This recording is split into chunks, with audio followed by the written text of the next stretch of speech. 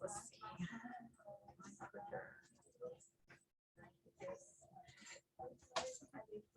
It is freezing in here today, huh?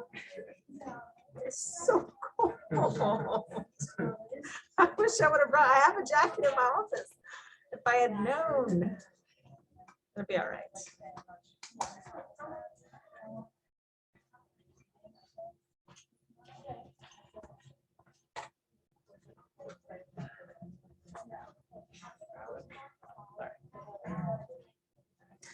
Okay, let's see.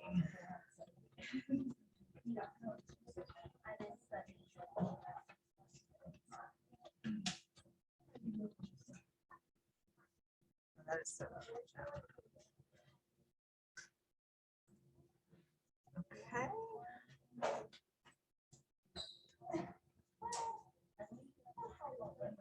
No, I'm in 6. Not 5. I opened the wrong one.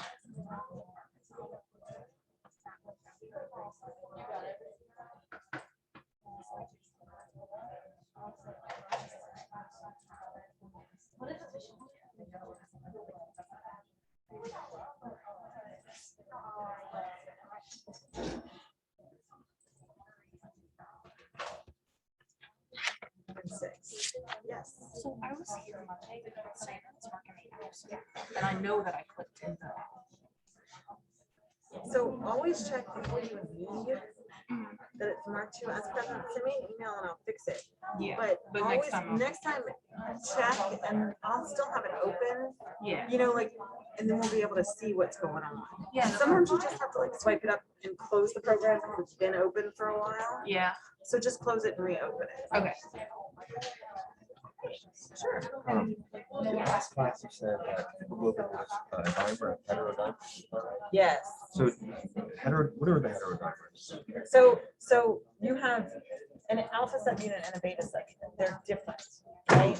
But you have 2 betas, so they're the same. So, heterodimer or homodimer?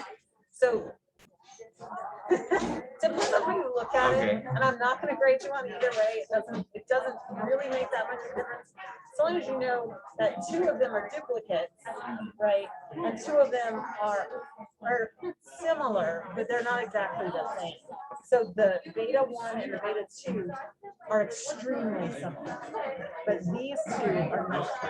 But you need all 4 of them to make one molecule. That makes sense? So don't get caught up in the, so I call it a homodimer, a heterodimer, a homodimer. I mean, like, don't get caught up in that. Okay. Just understand what it looks like. Basically. Right, exactly. And then you only need one of these 4 to make one. All right, thank you. Yeah. All right. Oh, I gotta remember my joke for today. I don't remember my joke. I'm sure I got some old ones knocking around. Let's see, what was it today? I really don't remember. Oh man. And I don't remember which ones I told y'all. Oh, this is terrible.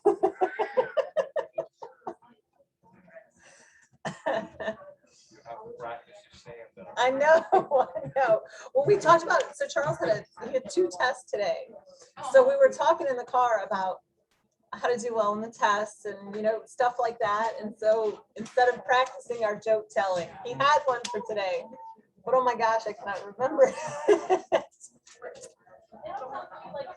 They probably will come to me in the middle of the lecture, and I'll just give it when it comes to me. And if not, I'll owe y'all 2. How about that? If it doesn't come to me today, I'll owe y'all 2. All right, so make sure you've done your seating chart for me, please. Please make sure you've done your seating chart, and please also make sure that you've checked in on iClicker. Some people have had issues where it's marking you as absent. I think the easiest solution is to swipe up the program, like close it because it's been open for a long time, and then reopen it, and usually it works out just fine. So just make sure you close it at the end of class and then reopen it the next time you come to class. Okay.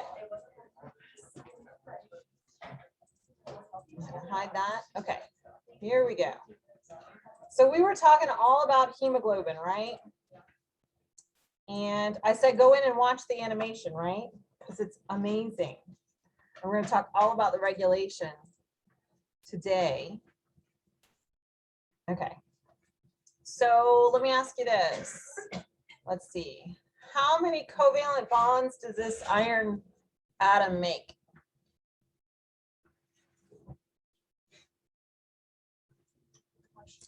How many covalent bonds does this iron atom make? It makes 4 with the nitrogens. That's true. I thought the dotted lines were electrostatic. No, it's 3-dimensional. Oh, okay. It's 3-dimensional. So it's 4 here, and then 1 with the proximal histidine, and 1 with the oxygen molecule, And it's that sharing with the oxygen molecule that is no longer present when you're deoxy. When you don't have oxygen bound, what happens to this iron atom? It doesn't fit in that ring anymore, right? If I'm sharing my electrons with oxygen, my atom size is smaller. So I can fit into the ring with those nitrogens. But when the atom gets bigger, it pushes out and it causes that puckering event, right? So when we're sharing electrons in that covalent bond with oxygen, we're planar. The atom is planar within the heme ring. And here, because it's not sharing with oxygen, what's happening? You have the puckering. Why is the puckering important?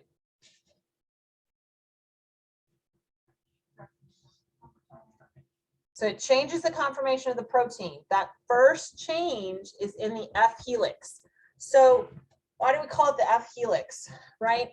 You know, proteins have multiple helices, right? They have multiple beta sheets. And so what they just did is they looked at the hemoglobin structure and said the first one, that's helix A.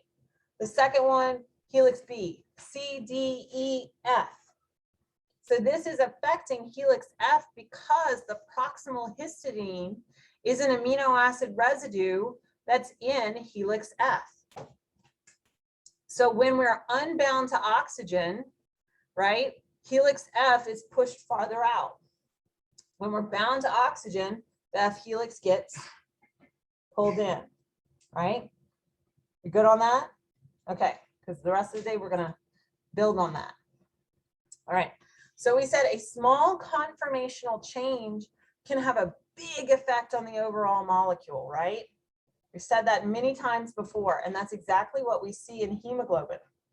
So we know hemoglobin can either be bound to oxygen or unbound, right? And it has 4 binding sites. So we say if it is unbound to oxygen, you can either call it deoxyhemoglobin, or you can call it the T state for tense. And wouldn't you be tense if you didn't have any oxygen to breathe, right? That's how I remember the T state is the deoxyhemoglobin state, because I would be stressed out, right? If I had no oxygen, I would be really, really stressed out. So that's the tense state. The relaxed state is the state where we have bound oxygen at the 4 heme sites. So if you look at the molecule, right, this is a space filling molecule. So instead of the ribbon diagram, what you have is basically a blob for each atom. So you can see that there's one binding site in the beta 2. There's one binding site in the beta 1. The binding site in alpha 2 is on the other surface.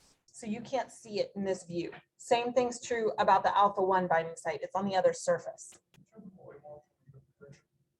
Can I turn the what? The volume off on the projector. I do not know how to do that. Where is the noise coming from? That?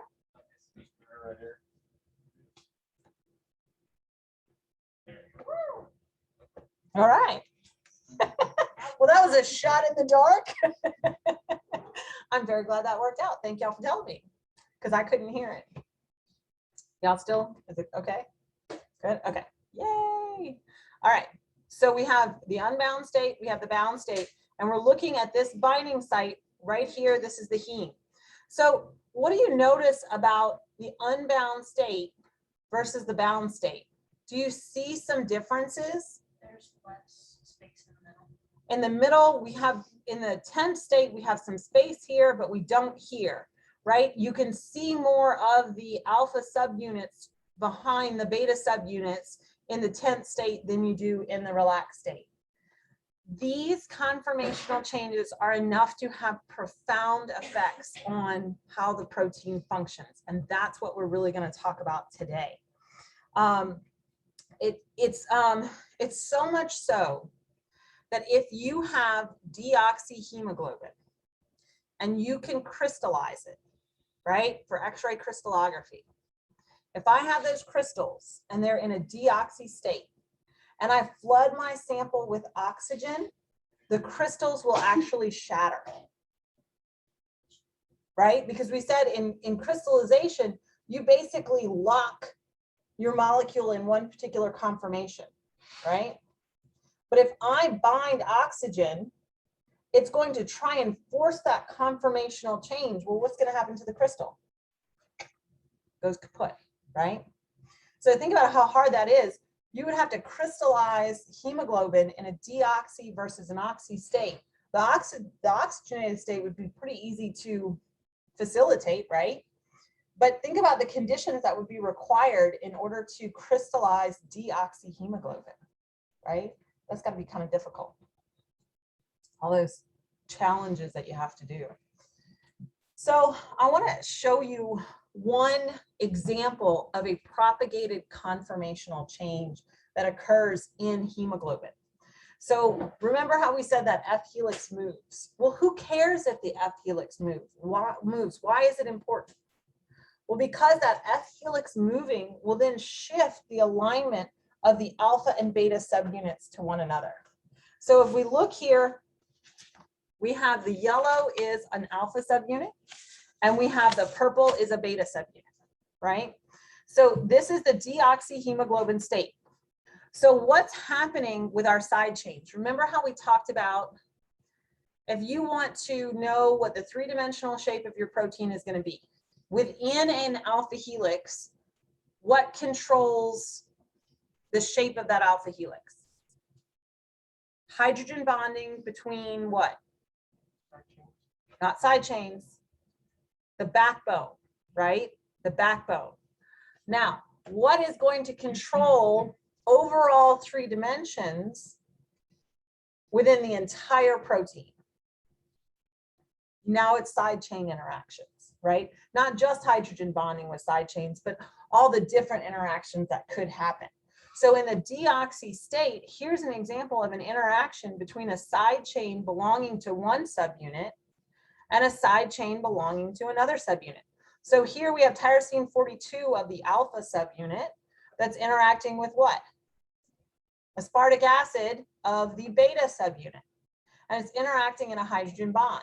Well, when that F helix moves, those alpha and beta subunits can slide back and forth. That's what an induced propagated change does. So now you've lost the interaction between tyrosine 42 and aspartic acid 99. And what have we done? We've now introduced a new interaction between aspartic acid 94 of the alpha subunit and asparagine 102 of the beta subunit. So because that beta subunit is sliding around, it can make different interactions. That's going to cause propagated changes, right? So one thing happens and it propagates through the entire molecule. So those interactions are super, super, super important for overall structural state. So what they noticed is when you're binding oxygen to hemoglobin, that once you have one oxygen molecule bound, what's your maximum number of molecules you can bind? As I just flashed the number. 4, right? You can have 4 oxygens binding to one hemoglobin because one binds to each of the subunits, right? Okay, so when one binds, you are more likely to have binding of subsequent oxygens. Why would that be true? How could that be true? Because you are inducing conformational changes in the other subunits. So there are two possible models that can explain this phenomenon. I think the easiest one is the sequential model. Okay, so we start out with something that's in the T state. Does it have any ligand, right? L is for ligand. L, come on. L is for ligand. And in our case, what is our ligand? O2. Okay, so in the T state, do we have anything bound? No. And what we want to get to is the R state, where in the R state, each of the individual subunits is bound to a ligand. So one way that we can explain this is if we have one ligand that binds, then just that initial binding can induce conformational changes in the two neighboring subunits. When those two neighboring subunits change conformation, now they're more likely to bind ligands and then induce that conformational change in the fourth subunit. And so we then get more of our ligand bound, right? So that's how we could increase binding affinity between our oxygen and our hemoglobin, right? So if you have our first binding, this is how it goes, right? Our first binding of O2, you have one O2. Then you go to 2 O2 molecules, then 3 O2 molecules, then 4 O2 molecules, right? This is the T state. I could write. This is the T state. This is the R state, right? If I can extend the page. My binding affinity for oxygen here is very low. I have low binding affinity.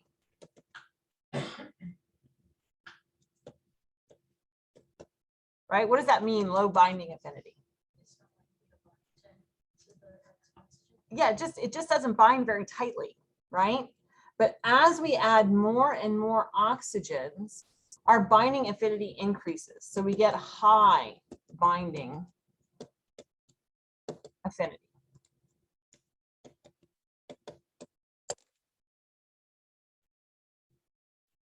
Yes. Is it forced until it gets to 4? That's a really good question. And I'm going to say in the first model, in the sequential model here that we're doing, so this is the sequential. This is what we've been talking about so far, is that this is the T state. So in the sequential model, you really are in the 10th state technically only at the very beginning, right? Because once you have one ligand bound, then you change the conformations of the surrounding subunits. And then in the very beginning, you'll have one other subunit that is still in that same conformation of the T state, but only one subunit is like that. And then it'll follow progressively where they all turn into the R state. But it's different in the concerted. So hold on. So like if the affinity increases by neighboring subunits, what causes the original one? Usually concentration. If you have a high enough concentration of O2, even if you have low binding affinity, you're going to bind, right? So usually it's high concentration. And where are you when you have the highest concentration of O2? In the lungs, right? And that's where you want it to pick up. So if like concentration causes like bonding, then how come they need neighboring ligands to attach for those? Because as they start binding, what happens to the concentration of free O2? It goes down. So then you would have to have a concerted increase in binding affinity in order to pick up the remaining ones to go on. Yeah, it's really cool. It's really cool. All right, so the concerted model's different. Yes. You said earlier that the ligand induces the conformation. Yes. So it's the ligand binding that induces the conformational change, right? Because it's that binding of the O2 to the iron within the heme that induces the conformational change. Okay, the concerted model. In the concerted model, there's a hypothesis that the molecule, the whole molecule, has to be either in the T state or the R state, and that is independent of ligand binding. So do you see how at the very beginning I could be in T state or R state? So the hypothesis here is that, and this is not determined. This is one of those things that's still up in the air that we haven't decided on yet. We don't have enough data to make a definitive decision on, which I love, that kind of stuff. You can have something that's in the T state that's completely unbound. You can have something in the R state that's completely unbound. You could have something in the T state that has all the ligands bound, or you could have something in the R state with all the ligands bound. And that it's not the binding of the ligand that is going to cause a single propagated change. It's going to either change the whole molecule or not.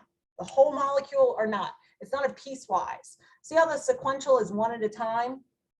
Whereas the concerted, you shift the whole molecule from one state to the other at any given point. You really start out here and you really end up here, but you can switch back and forth at any point. Like this to me makes more sense, but just because it makes more sense to you doesn't mean that that's the way it happens in nature, right? Because nature is really complex and really interesting and really awesome. But either way, it would fit our model of initial low binding affinity to high binding affinity.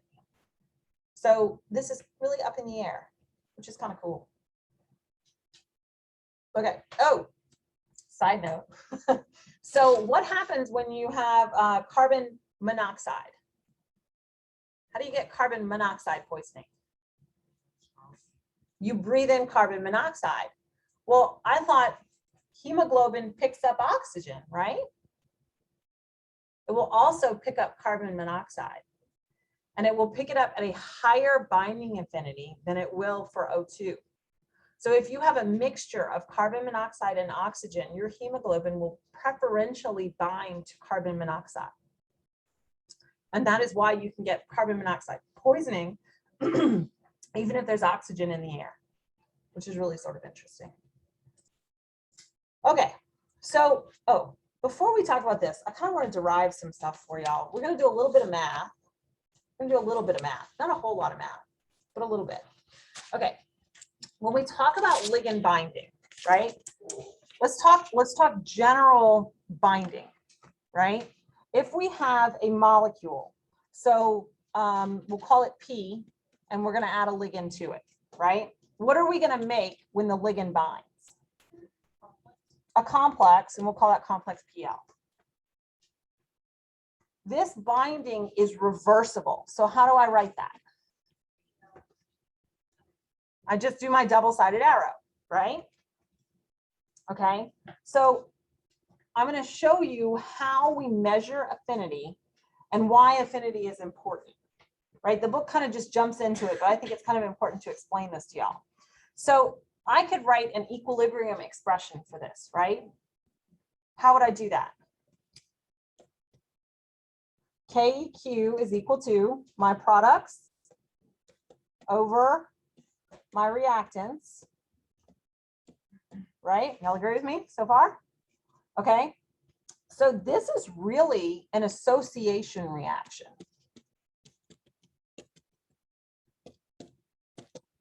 So we call this a Ka, not for acid, but for association. Have y'all heard of a Kd before? Dissociation. Okay, so if I wanted to write the reverse equation, I could start with my complex and I could disassociate it. I could write a good arrow into my two pieces, right? My protein and my ligand. Put the P's for. I just pulled protein. So now, if I write this, I'm not necessarily going to say KEQ. I'm going to say it's the disassociation because I'm breaking the two up. So I'm going to call it a KD. And that's supposed to be a capital K. Sometimes my capital Ks don't look like capital Ks. It's supposed to be a capital K. So how would I write this one? It's still products over reactants, but now we've just swapped them, right?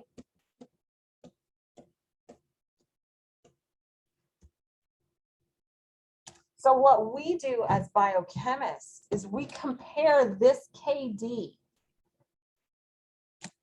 We can look at, okay, I have two different proteins that will bind to oxygen. Which one binds at a higher affinity? Well, I look at the KD. I look at the dissociation constant, because things can bind, right? And if you have a very high affinity, you're going to bind and you're going to stay bound. What happens if you have a low affinity? You might interact with that ligand, but what are you going to do really quickly?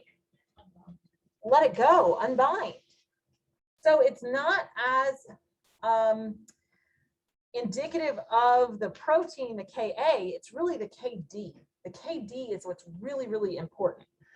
So if you have a high concentration of, let's see, if you have a high concentration of your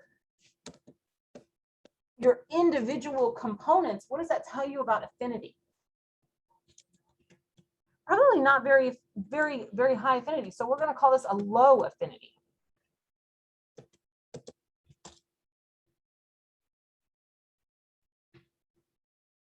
So really technically, when we talk about binding and association of ligands with proteins, we really honestly look at two things.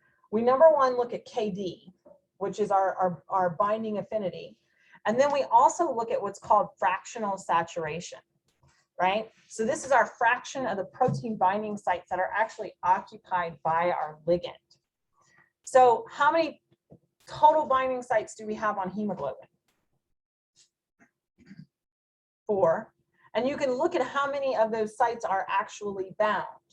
And that will tell you something about how our protein is interacting with our ligand, right? So what we can do is we can actually, let's go here. So this is our KD. This is how we derive the KD, right? This is just what you and I just did. And so we can compare our KD values and talk about affinity between the molecules. But here's what's really interesting, what we can do is we can actually mathematically combine those two equations. Now, you could go through and derive this, you could do this yourself, but I don't expect you to do it. I just want you to understand it because I'm going to show it to you on a graph and you kind of have to understand it. So our fractional saturation, if you combine these two equations, that's supposed to be a lowercase, supposed to be a subscript. KD, come on, okay? This would be our combined of the two equations. And you don't have to memorize this. You don't need this equation right here. I just want to show you why it's important when we get to it on a graph. So what happens when the concentration of our ligand is equal to our KD?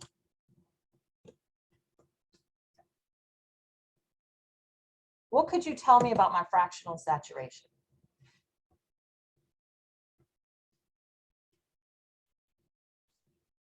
It won't be 0. It'll be half. It'll be 0.5. So when the concentration of the ligand is equal to the KD, fractional saturation is equal to 0.5. Now I can mathematically actually look for the KD. It's really super exciting. We can plot our fractional saturation versus our concentration of ligand. Okay, so that's what we're doing here. Yes. Yeah. Here? Yep. So what we're going to do is we're going to plot this. We're going to plot concentration of our ligand, and we're going to plot fractional saturation, and we'll be able to derive. So this is plot, derive KD. It's going to be awesome. Okay, you ready? All right, so here's an example of that. We're plotting fractional saturation. So you plot fractional saturation on one axis, and we're plotting concentration of our ligand in millimole here. Yes? Is fractional saturation No. No. Okay. No. So what you do is you look on the graph. If I have something that has a fractional saturation of 0.5, I pull that out and I find the place on the graph where I have 0.5 fractional saturation. I can drop down to my ligand concentration, and that is my KD. Isn't that amazing? Isn't that so cool? Gotta love math and science. Okay, so here's our example, right? This is just what I was talking about before. We have two proteins. Both of these proteins can bind to our particular ligand. What I want to know is which protein can bind to the ligand more tightly? Which one has a higher binding affinity? So what can you tell me about them? So if I look at the fractional saturation, I have a KD here for protein A that is 10 nanomolar because this one is in nanomolar now. So for protein A, it's 10 nanomolar. That's the red one. If I do the same thing for protein B, it's 60 nanomolar. So what does this tell me about affinity? Which one has a smaller KD? A has a smaller, this is a smaller KD. What does that tell me about my interaction? Right, so we have a higher binding affinity. And it makes sense because it only takes 10 nanomolar of protein to bind to half of the binding sites, right? Whereas with protein B, I have to go all the way up to 60 nanomolar in order to only bind half of my sites, right? So it almost seems backwards, but then when you really think about it, you're like, oh wait, no, it really is. That's right. So kind of think about it when you're looking at a graph, because would you maybe have to look at a graph on an exam? Yeah, that might be good, right? Okay, so the binding affinity can be due to the protein itself. So you can do that experiment. But think about, where's hemoglobin in your body? In your bloodstream, right? In your blood cells. So do you, what? Oh, thank you. So A binds stronger. Yes, A binds stronger. A has a higher binding affinity. Yeah. So if you think about this stuff is going on in your blood, it's not just oxygen and hemoglobin that are present. You have a lot of other substances that can change the binding affinity. So you can have substances that will enhance the binding affinity, and you have substances that can decrease the binding affinity. So you can have what are called inhibitors. And so you can look at the effect of inhibitors of all different substances and how they affect the binding affinity, which is what we're going to talk about next. So it's important to kind of think about, okay, where are these proteins in the body and what's happening to them? So first, this one is myoglobin, this one is hemoglobin. I want to look at hemoglobin first.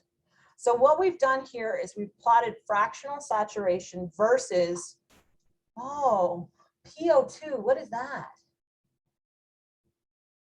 Partial pressure, right? Why are we doing partial pressure and not concentration? Because it's a gas. Because it's a gas. That's simply all it is. It's a gas. So if we look in the lungs, do you see this blue band?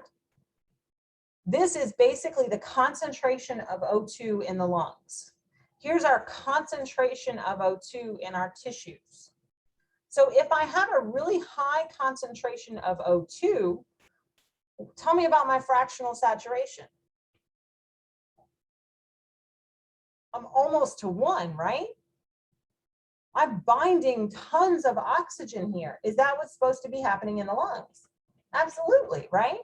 Okay, now what happens to my concentration of O2 as I go away from the lungs and I go towards my tissues?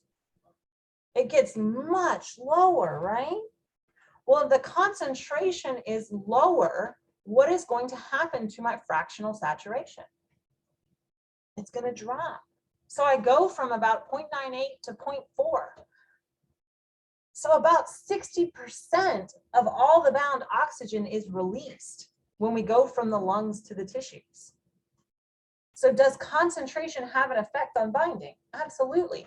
And is this what we want? This is exactly what we would expect to see in hemoglobin because we want it to pick up oxygen in the lungs.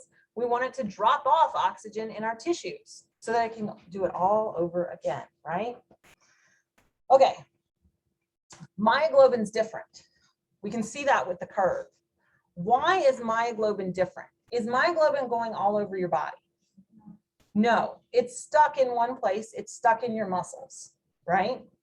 So if we look at resting muscles, you're not exercising, you're not going anywhere, you're not doing anything, right?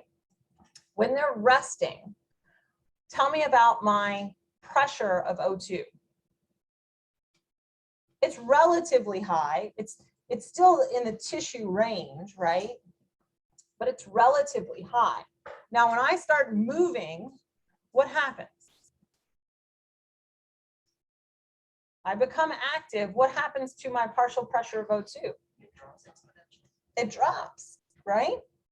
So it's going to drop and my myoglobin is going to release O2. Do I want myoglobin to release O2 when I contract muscles? Yes, why? What do I need it for?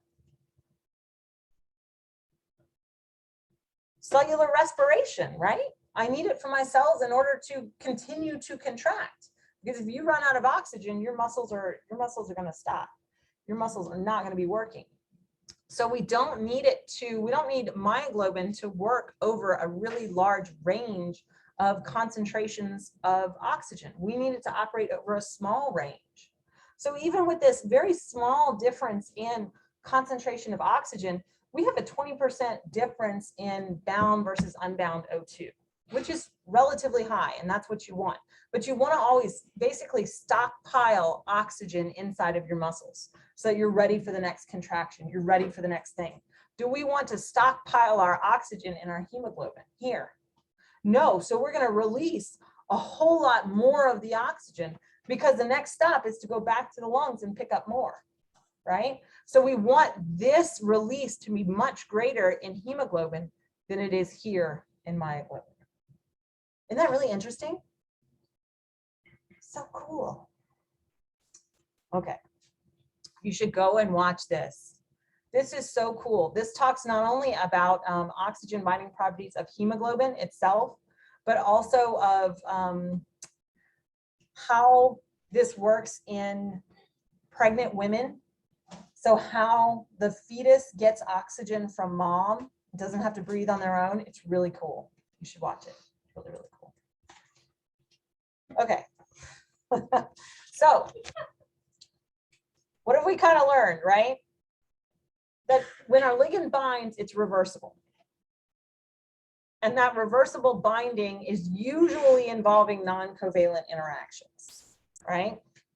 When our ligand binds, it can induce or it can stabilize structural conformations. We looked at induction. We looked at making a change, but sometimes the molecule's moving, right? It's adopting all the conformations, and then once the ligand binds, it stabilizes one, right? So it could be either one. And then the equilibrium between the bound and the unbound state can be altered. And we haven't talked quite about this yet, and that's what we're going to talk about now, is that we can alter that binding affinity with what are called effector molecules. And effector molecules can be positive effectors, so they can increase binding, or they can be negative effectors and they can decrease binding. And we're going to talk about what those are. Okay, so let's talk about pH. So when you have blood, when we did lab, do you remember this in lab when we were talking about pH in the blood? And if you have certain conditions, you can have really high pH in the blood and really low pH, and you have a buffer inside of your bloodstream, right? What was your buffer? In the bloodstream. Carbonic acid, right? So what we're really looking at is production, right, of hydrogen ions. That's what's actually going to cause our changes in pH. And so as we move about in the bloodstream, because of metabolites that are produced in the blood, as our cells undergo cellular respiration, right? You're going to produce more CO2, right? The more cellular respiration you have, the more CO2 you make. If that CO2 is processed in the blood by your buffering system, the more CO2 you make, the more hydrogen ions you make, right? So that change in pH is also going to have an effect on the binding affinity of hemoglobin for oxygen. So here's the same curve that we saw before. If we're at pH 7.2, we have a lower binding affinity. But what happens as we go up in pH? Higher binding affinity, because if you look at about 0.5 and go across, you only need about partial pressure 4, go up 4.2, I don't know, 4.5, that's 5, right? But your partial pressure is going to continue to go up as your pH goes down, right? So if we look in our tissues, what do we want oxygen to do in the tissues? Do we want oxygen to stay bound to our hemoglobin? No, not really. So if you look at the pH of the different organs, so if you look in the lungs,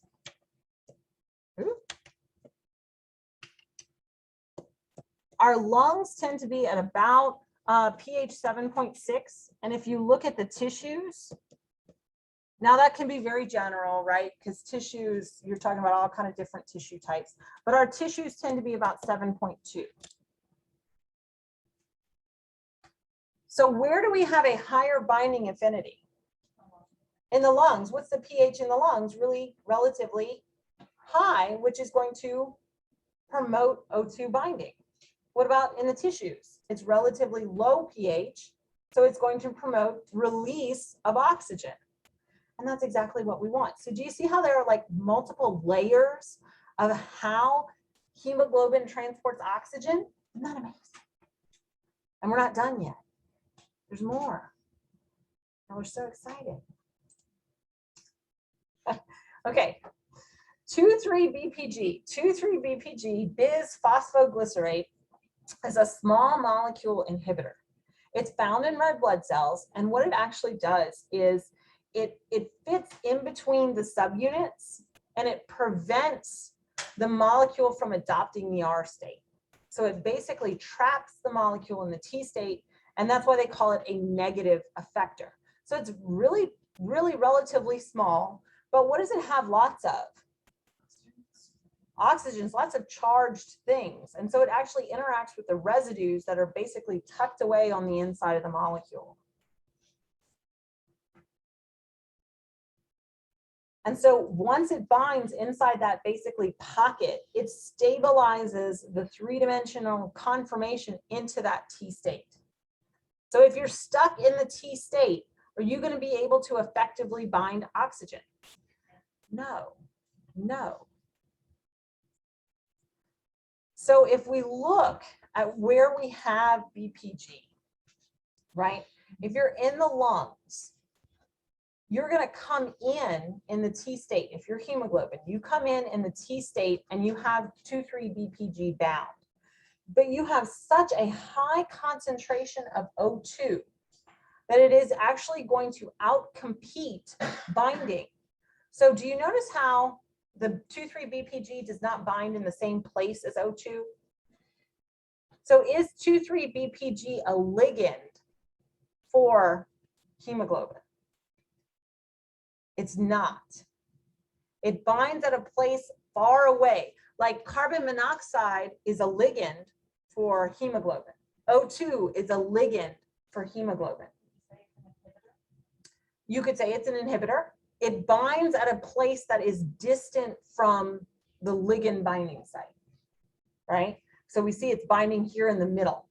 So if we have a high enough concentration of O2, it will actually force a conformational change from the T state to the R state. And when that happens, 2,3-BPG gets kicked out, right? So now we're going to go through the arterial blood flow system. I've got oxygenated hemoglobin here, I can send it through the arterial blood flow. What happens to my concentration of O2 as I go through the arterial system? Because arteries go away from the heart, veins go into the heart. Remember that? So if I go out to the tissues, so this is 2 tissues, what happens is I have lower O2 and I have higher CO2, right? And we know that the CO2 concentrations are going to change the pH. So all of those things in combination are going to decrease my oxygen binding. Well, if I don't have as many oxygen molecules bound, now what can bind? 2,3-BPG. So then I go back to the T state, and then the T state is shipped back to the heart and then to the lungs, right? So it's really pretty interesting how all the different components work together in order to regulate one molecule, right? Okay, so remember how I was talking about, oh, can I repeat what I, 2,3, okay, 2,3-BPG is not a ligand for hemoglobin. In order to be a ligand for hemoglobin, you have to bind here. So ligands can be O2, they can be carbon monoxide. Either one can be a ligand because they bind at the hemoglobin, at the heme, excuse me. But 2,3-BPG binds at a distant site. Yeah. Okay, so now, if you're pregnant, right, you have to have a way to oxygenate the baby's blood. But you can't necessarily change a whole lot of the conditions that the blood's in, right? Do you want to change the pH of the baby's blood? No, not really, right? So actually in fetal blood cells, they have a different form of hemoglobin. And that different form of hemoglobin can take on a different conformation and is therefore a higher affinity for oxygen than the mom's blood cells.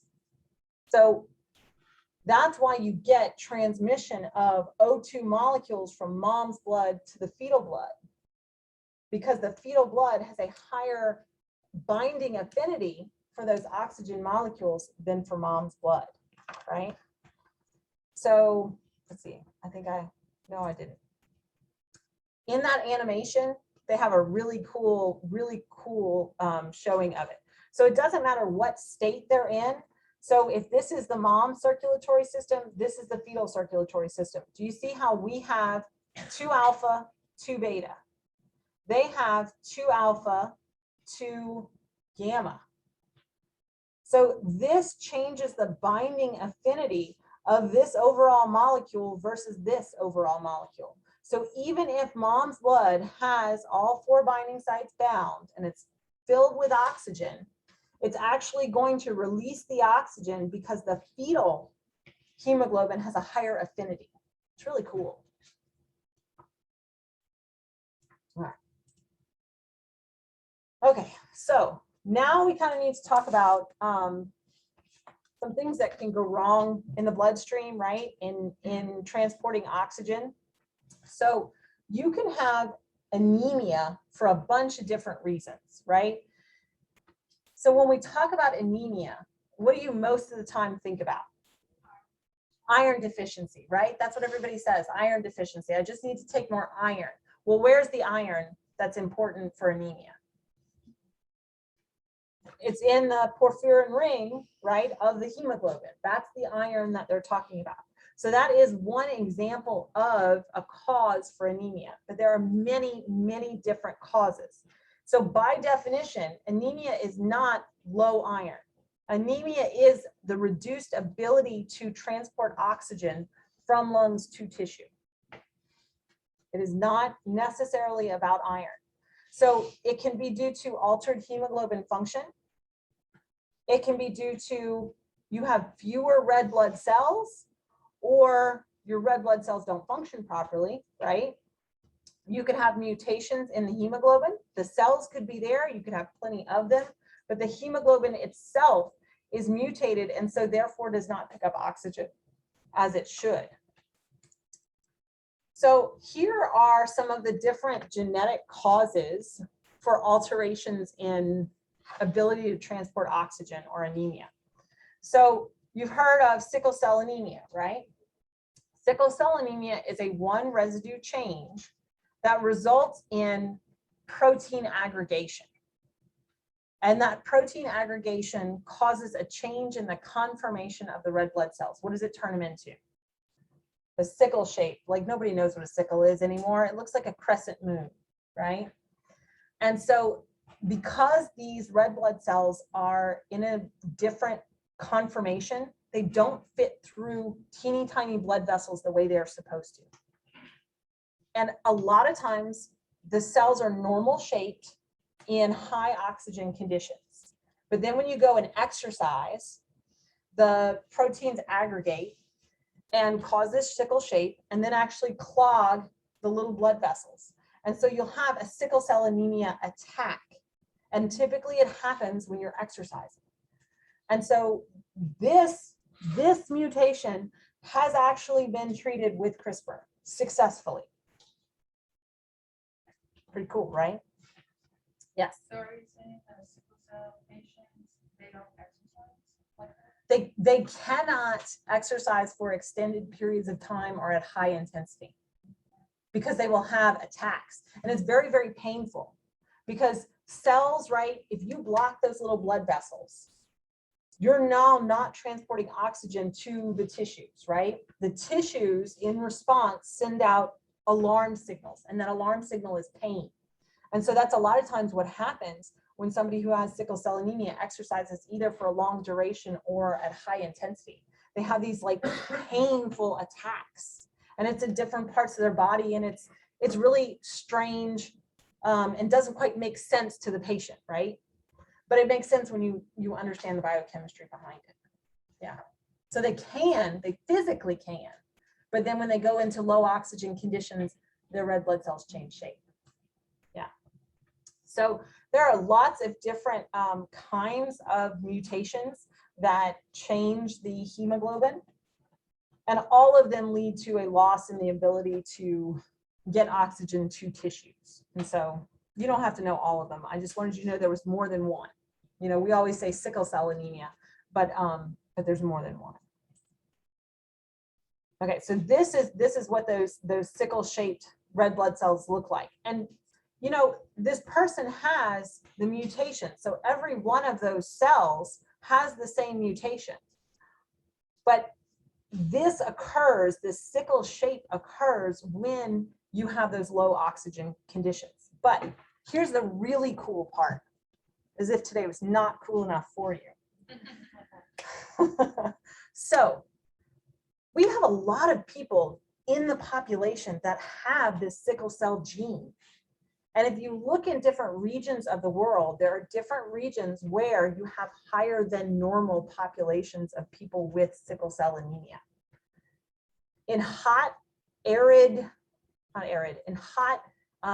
moist conditions, you have lots of people with sickle cell anemia. And the reason is that having this mutation makes you resistant to malaria. Now, malaria is a parasite. And so inside the sickle cells, the red blood cells that have the mutation, you have a different environmental condition because of this aggregation happening. And so the parasites don't survive there. They die. So actually having the mutation is evolutionarily better than not. Because you can have, you get resistance whether you have both your genes having the mutation or just one. You still have resistance. And so the mutation tended to stay in the population because it gave the population a resistance to malaria, and malaria can be deadly, right? And so it propagated, it stayed. Isn't that really interesting? So cool. Yes. So when you're like a carrier, are only like half your blood cells like this, or? Well, so no, you have all of your blood cells that are like this, but only half of the hemoglobin within the cells is like that. But then you're still going to have aggregation happening, but at a lesser extent. So you won't have as many symptoms, but you'll still get the preferential resistance to the malaria. So that's why it stays. Yes, ma'am. In sickle cell used to treat malaria? Well, so yes, in the sense that we look at the conditions that are inside of a sickle cell red blood cell and try to treat patients with drugs that will mimic that cellular environment. So sort of yes, but really you need anti-malarial Is it drugs. kind of like using a virus to kill a bacteria? Well, no, that's taking advantage of an organism, and you can use air quotes on organism for virus, depends on who you ask, to basically do your dirty work for you, right? If you have a bacteria and you have this virus that infects the bacteria, and the bacteria is really bad for you, but the virus is not, then you can give the virus and kill the bacteria that way. But it's different because there's not another organism that we're going in for malaria to use as a So treatment. It's not like the babies. It's not like the what? No, no. Okay. Whew. So how y'all feel about hemoglobin? Like more than you ever wanted to know about hemoglobin. Big deep breath. So we're gonna change gears and we're gonna talk about some membrane transport proteins. Big change, right? So when we talk about membrane transport proteins, right, we're talking about transporting things across the membrane. So we're getting an extracellular signal on the outside, and then we're going to bring something in, and we're going to make some kind of cellular function, cellular process happen inside of the cell. And so you can have three classes. You can have just a receptor that's sitting on the outside of the cell, right? You can have a membrane-bound enzyme.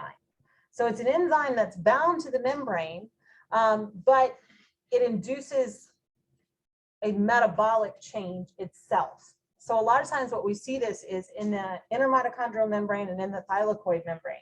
So what happens in the mitochondrial membrane? The electron transport chain, right? So some of the enzymes that participate in the electron transport chain are actually bound to the membrane, right? And they facilitate movement of ions in order to have that electron transport chain eventually create ATP. And the same thing is true in plants in the thylakoid membrane. We are not going to get to photosynthesis this semester. It ain't happening. just not this semester, and that's okay, right? And then you can have membrane transport proteins that will actually facilitate that movement of molecules across the membrane. Okay, so we know, we kind of talked about this before, that we can have molecules cross our cell membranes in one of two ways. If you have something that is very hydrophobic, it can diffuse across the lipid bilayer, moving from high to low concentration. What's an example? Using what we were talking about earlier today. Oxygen, O2, right? So when we say that we're dropping off oxygen, where are we dropping it off to? Whatever cell of the toe, of the liver, of the whatever, right? And the oxygen is just able to move across the membrane. The other case, you have very polar molecules. Very polar molecules are not going to be able to transfer across those fatty acid tails, right? It's not going to happen. And so we have to actually transport them to shield them from those non-polar fatty acid tails. And what time is it? I don't even know what time it is. Time to go. So we'll talk about that next time. Sure. Can we move the exam to Wednesday? No, I'm not. I don't move exam dates. But what I'm gonna do is just cut us off. You know, What is the exam? the exam is next Monday. So we'll have Friday, and then whatever we cover on Friday will be on the exam. What we don't cover won't be. It'll be on the next one. It'll be what it'll be, right? So it's not looking like there's not gonna be much math besides the graph that we went over. Yeah, there's not gonna be a whole lot. That's why I said I just more of wanna the get- questions are gonna be discussion style than like calculate something. Yeah. Okay, anybody on Zoom need anything? Still have a few people? Does the fetal hemoglobin have a different type of binding as far as the concerted and the sequential? Well, okay, that's a really good question. And so we don't